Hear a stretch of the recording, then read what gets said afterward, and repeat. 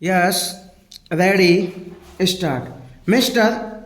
Deputy Speaker, sir, I think the House will agree with me that the Health Minister, while piloting this bill, to us made a very brilliant and studied presentation and explanation on the various provisions of this bill, and I wish to join other honorable members in congratulating warmly the health minister for the initiative and imagination with which he has been dealing with these terrible problems. This is a good measure in the right direction because of the fact that several of the honorable members who have spoken before me have touched on the various aspects of the law. I would rather view this piece of legislation more from human and philosophical angles than from a purely legalistic angle. A piece of legislation such as this, which is a social economic legislation, obviously is to be preceded by public opinion.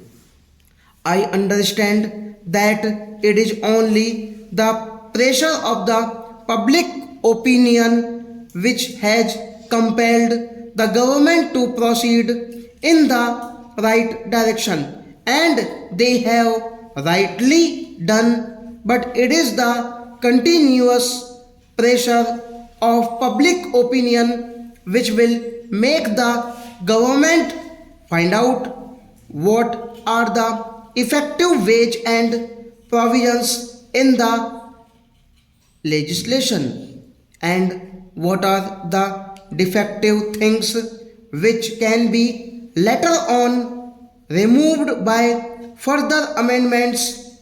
I hope the government will have a constant eye on how the public opinion reacts to the various legal and penal provisions contained in this measure. The post-war period, particularly since 1945, has been a period of tremendous advances in science and technology, but the trouble is that though science and technology have advanced, that advance is accompanied by an equally good advance in spirituality and truth.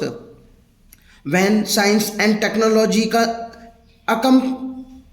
unaccompanied by spirituality and truth go ahead, they create havoc sometimes, and one of the havocs created is what we see today: this adulteration in the spheres of food articles, drinks, etc. This unsocial attitude and profiteering mentality, about which the minister made a very right reference in the beginning of a very small minority, has a tremendous impact on a big majority, I should say the entire nation.